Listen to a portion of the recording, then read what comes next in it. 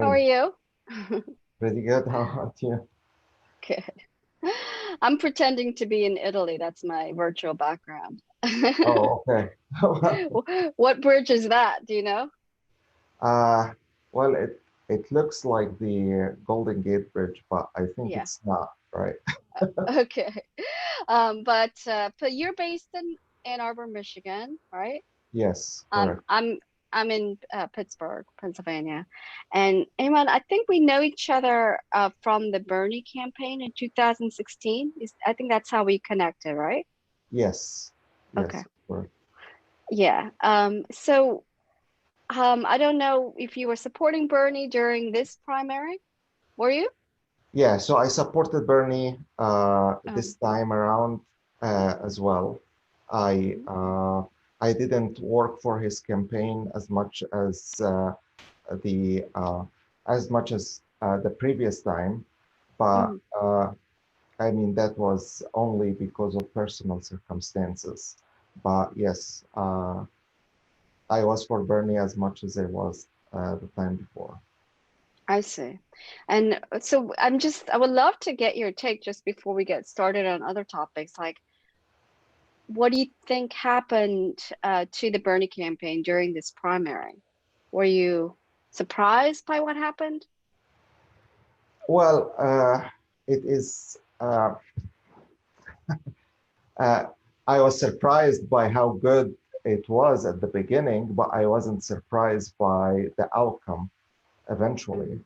I mean, that sounds pretty much like what we should expect for the Democratic Party to nominate uh, a socialist. Hmm. That is something that uh, was not bound to happen. I don't think America was ready for that, or I don't think the establishment was ready to Hmm. allow that. So the initial good results did not make much sense. Hmm. I see. So when you talk to your friends about politics, I don't know if you have friends who are Yeah. as political as you are. Um, I mean, what can you tell me like what people are thinking and feeling right now, just among you and the friends that you talk to about politics? What do you guys talk about? So there are folks who are quite hurt, and there are ones who are very pragmatic. Hmm. So the ones who um, are pragmatic are they moved along. They were expecting the results. Eventually, they had their own plan B uh, in the works. But um, the ones who are very hurt right now are uh, varying in what they do. The discussions with them sometimes are painful. Mm. Uh, but also, COVID came and changed the discussions quite a bit, right? So people are talking about that a lot. Uh, there are also a lot of discussions about Black Lives Matter because Hmm. also that was not uh, expected to take off the way it did. Hmm. And uh, there are lots of people also who are busy with their own circumstances because uh, the economy hurt them quite a bit. Hmm. Hmm. Yeah. So there's probably a lot of discussions about immediate needs that people have, right? Yeah, a lot of mutual Hmm. aid that is happening. Hmm. I So see. that is, yeah, so all of these things were not planned ahead. Nobody was thinking while they were campaigning in New Hampshire or in Iowa that they will be doing anything they are doing right now. Right. This has been an unpredictable year for Yeah. sure. Tell me about what's giving you energy, because I know that Black Lives Matter, for instance, what we've seen since George Floyd's murder and then the video of it came out, like Yeah. I think that's inspiring you right now, right? Yeah. So I think that this is the almost single thing that's giving me a lot of hope. Uh, uh, Black Lives Matter took off in a way that is going to be written in history as one of the biggest uh, civil rights movements. And people may not appreciate that right now, but it is, and it's happening in a crucial time. I believe that the Trump administration needed to end its term on that note with a huge public uh, unrest, I mean, or uprising that Mm-hmm. even mimics a revolution. I don't think that it was appropriate for him to go with just losing an election. Mm-hmm. That's not enough. That's not enough for how much change happened in politics under him. Uh, if if he ended his administration with merely losing the elections, then he moved our politics so far to the right. He moved the government so far to the right, then there will be few activists after him who are trying to move things to the left, but a lot of people who are sitting home and feeling like everything is good again with the world because Mm-hmm. Trump is not there anymore. But the idea that there is an uprising that is at the same time growing a movement and making it more organized and more spread out. Uh, and it is not about electoral politics. That means it Mm-hmm. will continue after Trump and it will continue to move the country left even further than it was at the time of Obama when it comes to civil rights and when it comes to economic justice as well. Because the young folks who are leading Black Lives Matter movement are quite different from uh, the activists 20 years ago or so. They are more intersectional. They are paying Mm-hmm. attention to class politics as much as racial Mm-hmm. politics. So they have the potential to lead everybody, not just people of color. Mm-hmm. Mm-hmm. Interesting. Yeah, I agree with you. It's very inspiring to see the kind of change we've already seen as a result of these protests. And it does feel different from the previous protests around Black Lives Matter because it just feels like there are more people of different backgrounds involved. Like just seeing that they're protesting in small, predominantly white towns, like that's definitely different from what we have seen in the past. I want to kind of go back a little bit. I want to sort of get to know you a little bit, Sure.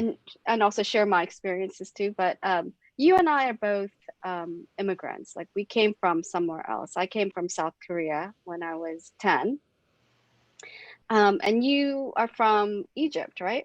Yes, correct. Hmm. Yeah, and you came. You said how long ago?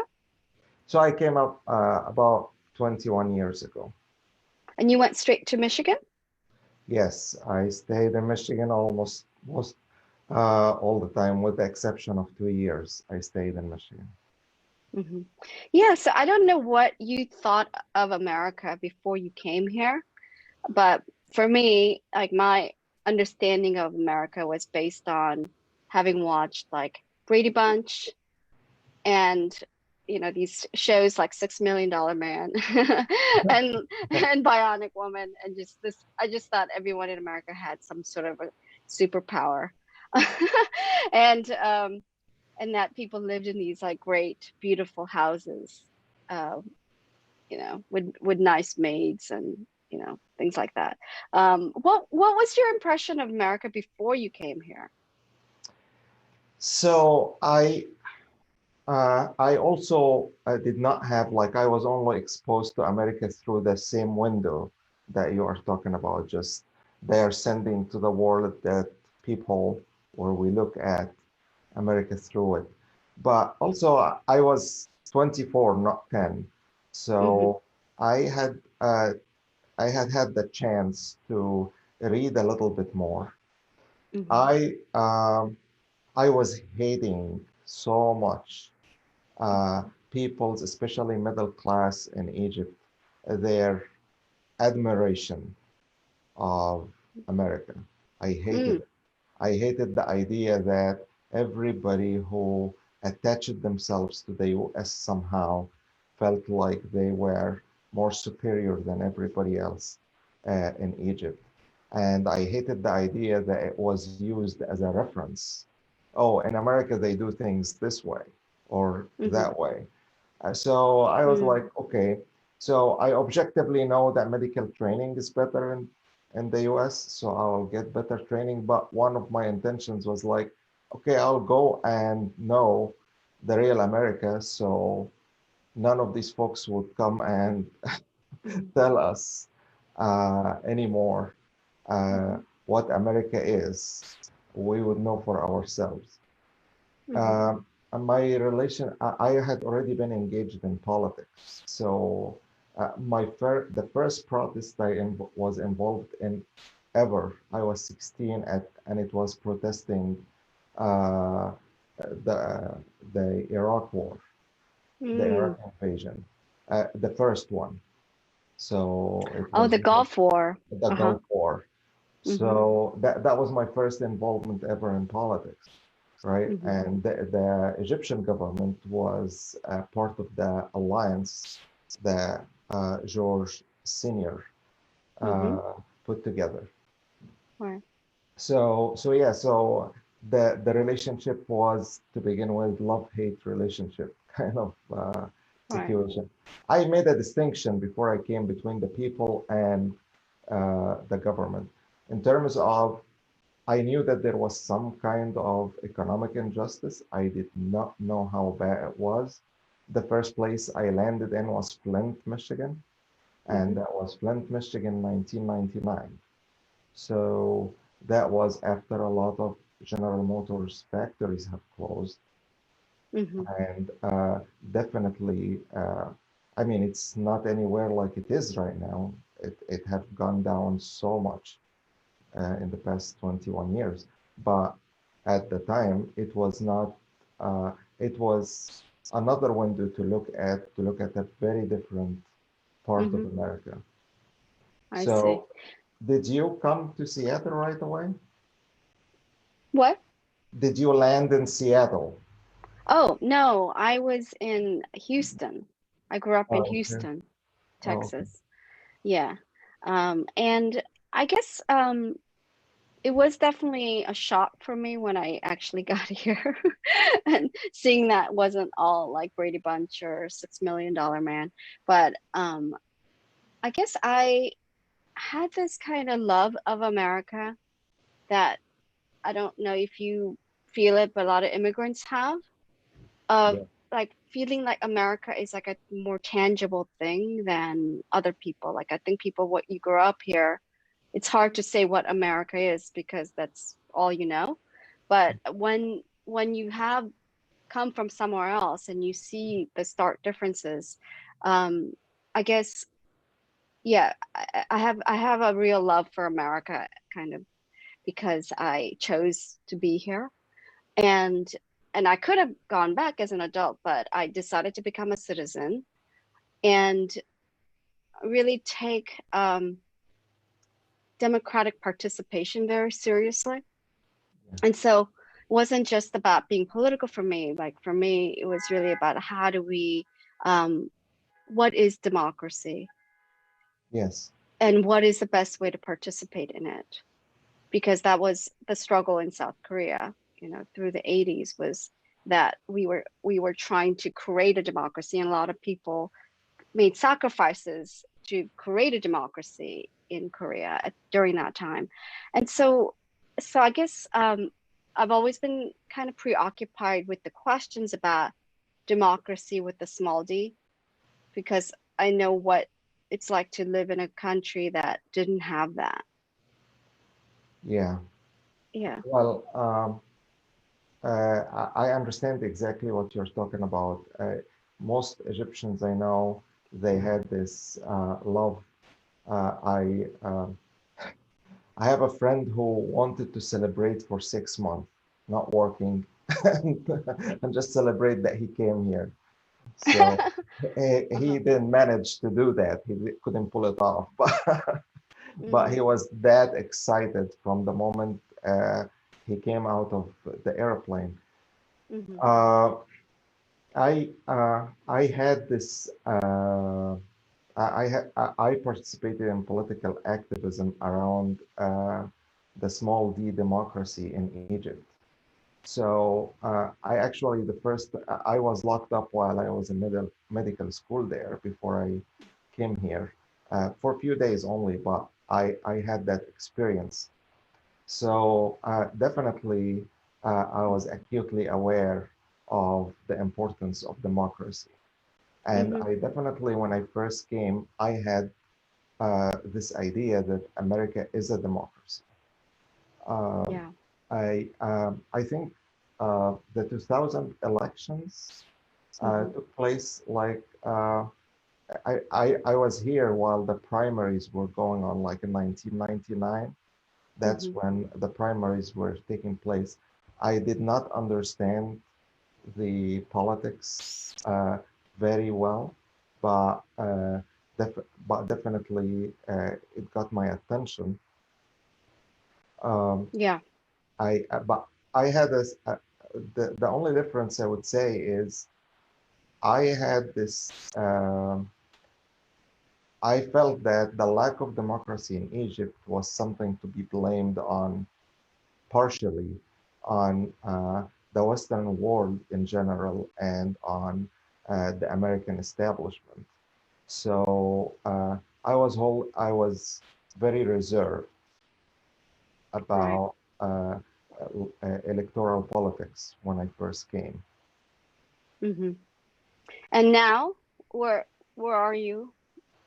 Are you? Well, uh, now I actually believe, I don't believe that America has a democracy, that America ever had a democracy. I believe that it was established and designed from the get-go to be an oligarchy.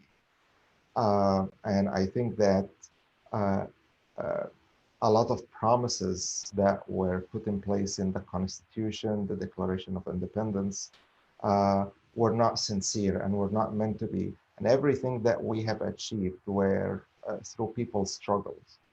I mean, even the First Amendment, the freedom of speech that we talk about, people immediately after the War of Independence, people were uh, being locked up and punished for criticizing sitting politicians. And the judges were ruling against uh, journalists in these cases initially until uh, people struggled and gave meaning to the First Mm-hmm. Amendment and made it what it is. So basically, they were hollow words that we are taking them one by one and giving them meaning. I don't think they meant it when they said all men are created equal. They definitely did not mean it, but we had to make sure that men meant all human beings, like the language entail or suggests. We had to make sure it meant all people of all Oh, color I'm and having all. trouble hearing you now. Oh, I don't know what changed. Mm-hmm. Uh, can you hear me now? Yeah, I don't know. The sound got, yeah, uh-huh. Okay. Yeah. So let's go back to what you were saying about Declaration of Independence, kind of the founding principles. Yeah, I think that historically, yeah, it wasn't designed for like a pure democracy with total equality in mind, and that it was designed to benefit people, white men of property with property. Yes. And however, I think that the ideas, even though it wasn't intended maybe necessarily, but the ideas that are in words like all men are created equal, that are embodied in the Constitution, I think those ideas have become more powerful over time with different people interpreting it and refounding things. So this is why some people would say that, for instance, like John Lewis is one of the founding fathers because he helped to kind of refound America. And then there are definitely moments in time and people who participated, like Dr. King's another person who reshaped our understanding of these words, Yeah. right? So these words are more powerful than the intentions of the original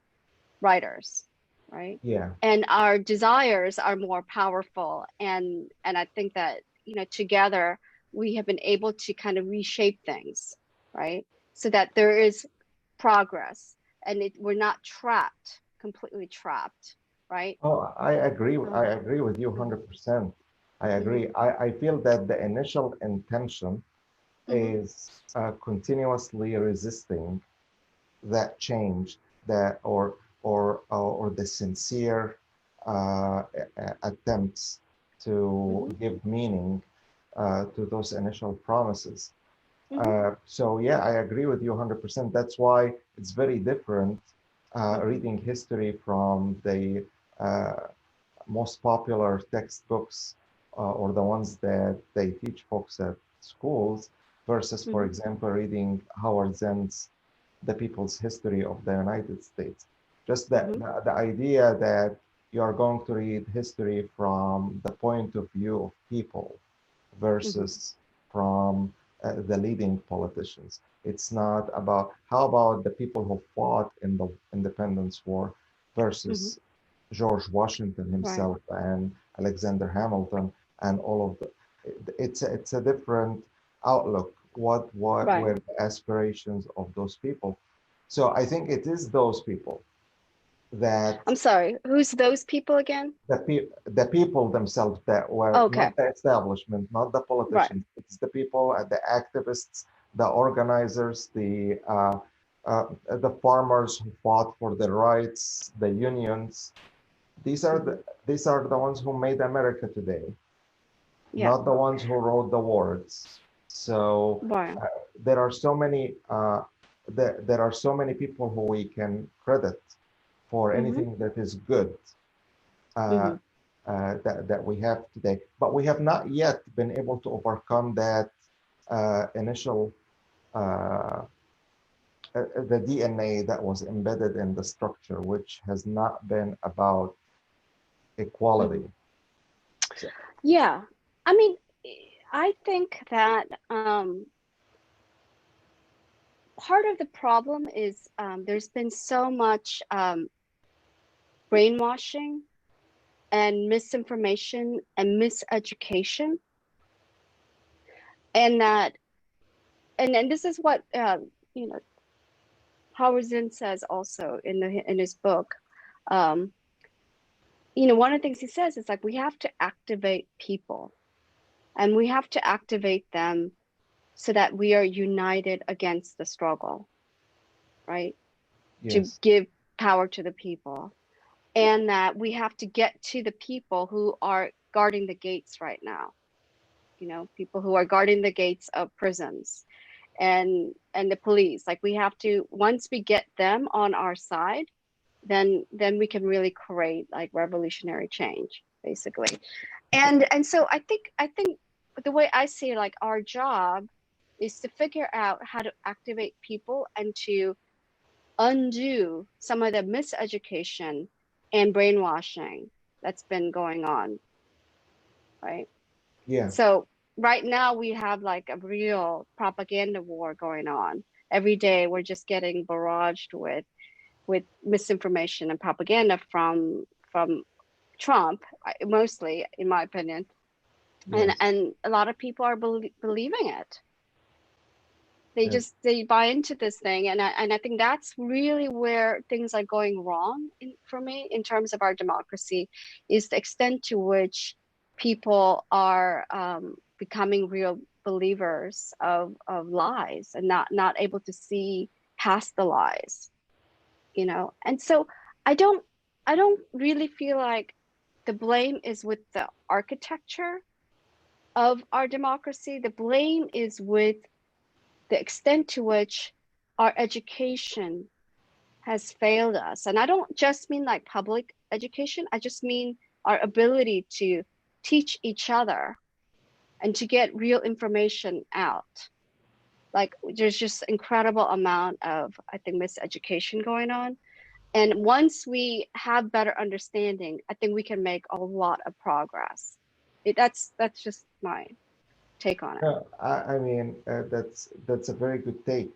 My only reservation about that is uh, uh, we don't have the same power to Hmm. reach people. We don't have money talks. I Right. mean, the whole structure is based on giving more power to those who have money. Hmm. So we may Yeah. have the most eloquent, articulate, educated people sending them out to talk and educate people, and we may not be able to have the same big horn to talk through, so we would be able to reach people out. I think that is Hmm. a big roadblock for us, but I don't think it is a roadblock that we cannot overcome. I just it has to be acknowledged for us to be able to overcome it, that there is a differential in power, Hmm. and without without work, without understanding it quite Hmm. clearly, we won't be able to move forward. Yeah. Yeah. I mean, first of all, I mean, I agree with you, and I spent a lot of time trying to work on the money in politics issue, and lobbied for it and created educational pieces about it and tried to organize around money in politics. And it was very difficult to move the needle on it, partly because there was a lot of disagreement about how to fix the problems. Like a lot of people could agree on it, even the people on the right could Yeah, agree on it, but like there was no agreement about what to do to fix it.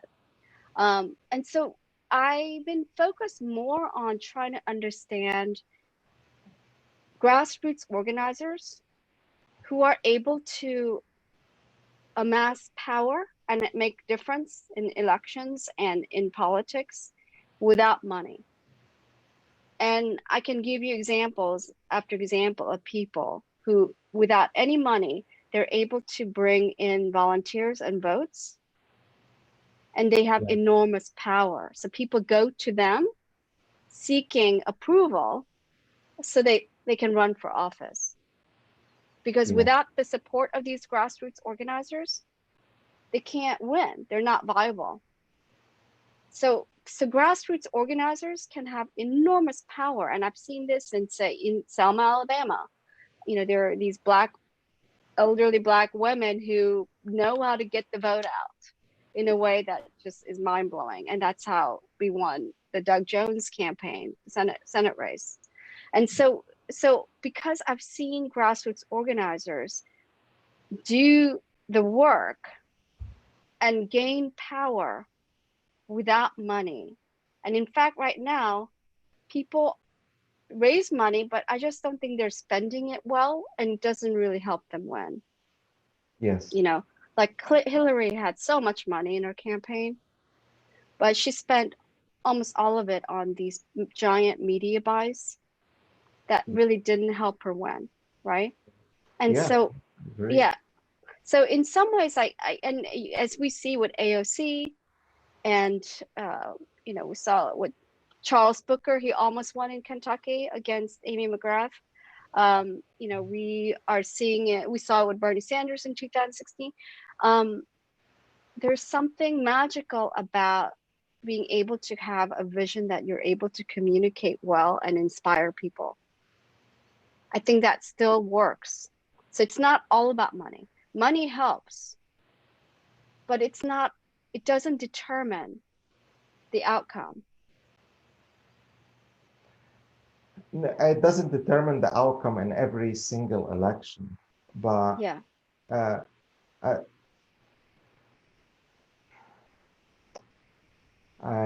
I maybe if you are looking at winning Hmm. one election at a time, You are Mm-hmm. correct. But the issue is for sustained change, um, if those grassroots organizers are Mm-hmm. working one, two, and three jobs, if they are not going to be able to continue to have the time for a long time to continue their work. One of the things we see in grassroots organizing is the revolving door of activists, Mm-hmm. because, and the reason activists leave is because of life. Life catches Mm-hmm. up to them. It, Yeah. very rarely does anyone stop activism because they have they just gave up, or Mm-hmm. they didn't believe in what they were fighting for in the first place. That's Mm-hmm. not how it is.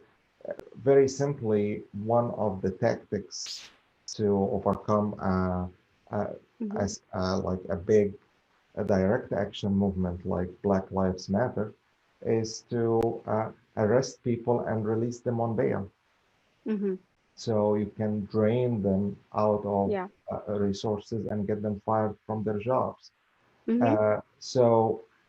I mean, I'm not asking that we give up. I'm just uh, primarily Right. pointing out at where is the bull's eye. Right.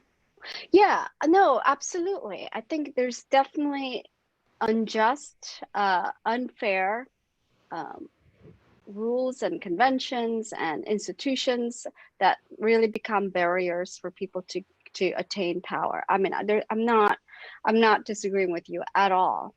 But like as we saw recently with say, you know, Cori Bush winning her election, her primary, and you know, we're going to probably see more Black Lives Matter candidates come forward. Yes, You know, that's going to be part of the movement is to figure out how to support like transformational candidates, yes, you know. And you know, I've heard like Black Lives Matter activists and leaders talk very openly about the fact that they really need to get more people to run for office, right?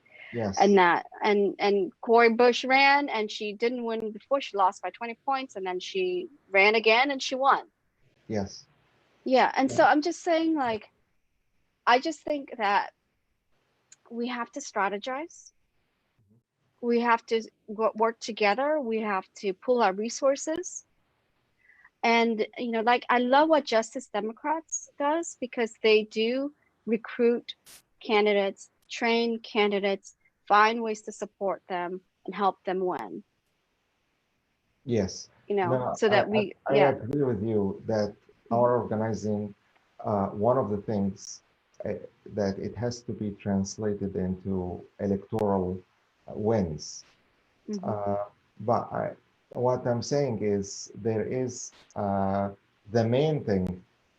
I Mhm. mean, if we want to combine that with the idea that we were talking about earlier, educating people, the movement has to grow and get organized beyond electoral politics. The electoral wins are going to help us. Electoral wins are going to get people's attention to Mhm. what the ideas that we are fighting for. Is going to give people a window into how would that look like in reality Mhm. if we start implementing that. But I think that there is a sea of change Yeah. that needs to happen. Uh, and you need those activists to be connected with each other at the social level, to be connected with each other through more unifying ideas. Because at the end of the day, electoral politics has its own Mhm. way of dividing people, Mhm. because uh, at the end of the day, it's about pragmatism. Uh, I mean, you are working through a corrupt system to implement ideas that are different from it. So you are definitely going to maneuver. And these maneuvers are subject to disagreement between people. Did I go too far? Was I too rigid? And so that's when activists who believe in the same thing start to disagree with each other. So I am all for running for office for sure, but Hmm. that alone, without all the other uh, organizing work, it's not going uh, to be as effective. I'll give an example. There are people who never ever in a million years we thought they would say Black Lives Matter. We saw in 2016 a presidential candidate on the Democratic side. Uh, Protesters are calling Black Lives Matter, and he was saying all lives matter. He kept Hmm. saying it. The difference between him and a Republican is that he was saying it, and as the protesters were yelling at him, his voice was getting faint and faint. Uh, but today, Black Lives Matter, I turn on Netflix, and then first thing that comes up is like Black Lives Matter and suggestions for movies for Black history. Hmm. The difference Hmm. did not happen through electoral politics. It's not Hmm. Elizabeth Warren and Bernie Sanders' campaign. I believe it is the people insisting for so many years to keep saying Black Lives Matter. They said it for a long time. They get arrested for it. People lost jobs because of it, right? So eventually they forced the entire nation to say it. Hmm. Yeah. Yeah, I mean, I guess I don't think we're disagreeing on anything. I guess where I am though is, I really want everyone to understand how fragile our democracy is.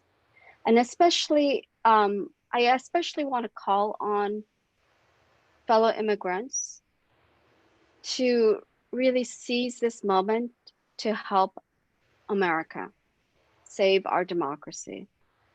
And we can do that with participation and also with organizing.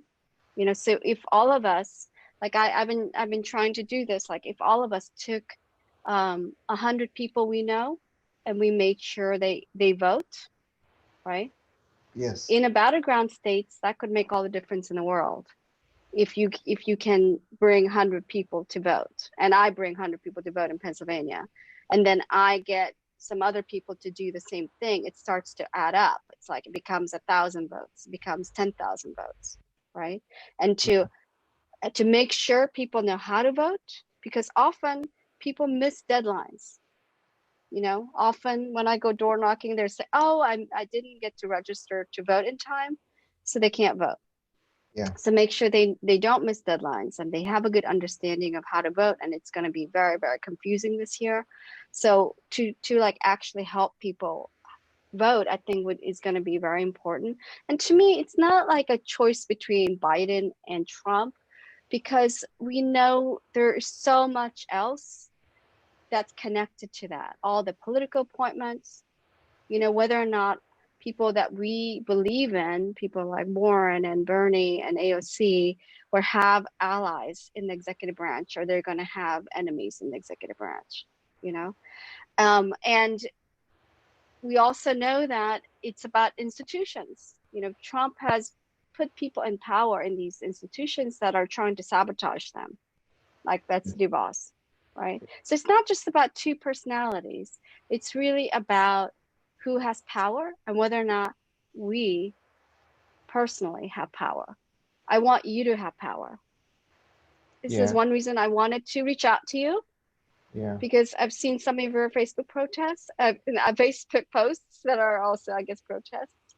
Because I wanted to give you a platform for you to really speak up about whatever it was you wanted, yes, and we can do that for each other. yes. No, definitely, definitely. Hmm. I agree with you 100% about the importance of the vote this November. I think Hmm. it is crucial. I think it's important. Uh, I think it is not necessarily to save democracy. I think it is to help us have another fighting chance. Yes. Fighting under uh, politicians like Trump Hmm. is going to be. a completely different fight than if we are fighting under politicians like Biden. Regardless Mhm. of my vehement disagreements with Biden, but I'd rather be fighting for Medicare for all under Biden rather Mhm. than be fighting to save uh, Obamacare Mhm. under Trump. There's Exactly. yeah, Exactly. Mhm. I understand. No, I mean there is no doubt Mhm. that voting and elections matter. Uh, Yeah. it's that's not a matter of debate. The Right. the the matter of debate is how to organize the activists uh, with all what's going on. Mhm. One of the things that happened in 2016 is that no one was talking about anything but electoral politics. People Mhm. failed to agree. So Mhm. even though the numbers show that the vast majority of Bernie supporters voted for Hillary, uh, there was a lot of people, not from Bernie supporters necessarily. There was a lot of voters who didn't even go to the primary, but voters who usually went and voted Democrat, who stayed home. Mhm. There were lots of people in Michigan, for example. The turnout in Detroit uh, for people of color was way lower than years before that. So, and I think that is the feeling of Mhm. dissatisfaction. And there are people who are not wired to get excited about voting for someone who is not that exciting. So Mhm. they're not wired about that. And so we have to find some other way to get them excited and to keep them engaged and have them work. Uh, Mhm. what affects the result in November? Uh, I believe that no president has ever been re-elected during times of unrest, social unrest. And I believe that a president always gets re-elected if they are fighting in a war. We are not fighting in a war just the same way it was Afghanistan or Iraq during George Bush, but we are Mhm. having social unrest, and it's a leftist push. And if that continues and grows, there is no way Trump can be re-elected. On the other hand, individual votes matter, like get out the vote efforts and whatnot. That is what adds up into the ballot box. Right. So there are people who are going to be working on that. There are people who are capable of Mhm. being pragmatic enough and uh, after campaigning for Elizabeth Warren or for Bernie Sanders, switch Mhm. gears and campaign for Biden. Right. There are others who are not, and I think I will not waste a single minute of my time arguing with them. I would say get busy with direct action. Get busy, grow it, work on it. It is values that you believe in. You believe that Black Lives Matter. Just focus on that. I'm not going to argue with you. Uh, and I think those arguments, those fights uh, over whether to vote for Biden or whether Biden is better or not better, all of these ridiculous arguments just causes diminishing morale. And I don't Mhm. want people to go in November with a diminishing morale. People go into November with a feeling of solidarity against certain injustices. Then Mhm. in the ballot box, that's going to be translated into votes. Mhm. Uh, Okay. Well, I mean, I guess I feel like people have to me a very reductive and misguided understanding of elections where they see only the top of the ticket and say, I'm not excited about this.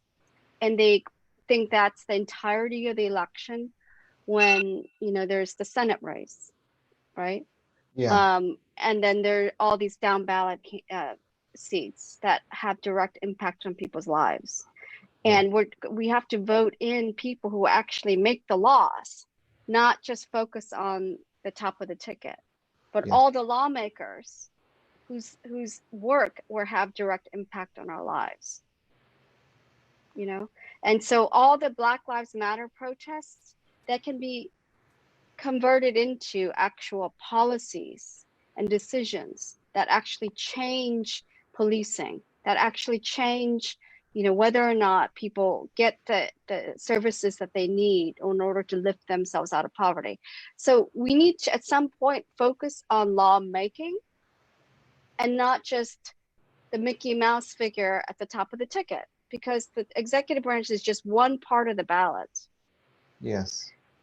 So I bristle when I hear people just talk about Biden versus Trump as opposed to everything else that's on the ballot. Yes, and for me, it's a game of Mm-hmm. statistics and mathematics too. So when I stop arguing about the controversial, and Mm-hmm. for example, we had in Washington County, where Ann Arbor is, we had a very important prosecutor race in the Mm-hmm. primary, and the candidate who won is a transformative justice candidate. It was a very important race, and I think he's going to run pretty much unopposed in November. But who knows? We don't know that for sure. Mm-hmm. But I think that having all of these municipal races, not Mm-hmm. just the Senate, not just the House, uh, Mm-hmm. and uniting around them. The game of mathematics is if I able to get 1,000 votes Mm-hmm. for the Democratic Mm-hmm. county prosecutor, Mm-hmm. that the chances are that the vast majority of them are going Mm-hmm. to vote for the rest of the Democratic candidates. Exactly. Exactly. So if I don't argue with them about Mm-hmm. all of the other stuff and I just manage to get them to vote for that one candidate, yes, Exactly. indeed, some of them are going to just vote for that one candidate and leave the Mm-hmm. rest blank. Mm-hmm. That's bound to happen. Mm-hmm. But what will happen if I stop and argue with them about the top of the ticket?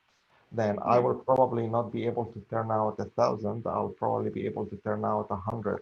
So And can you turn out 1,000?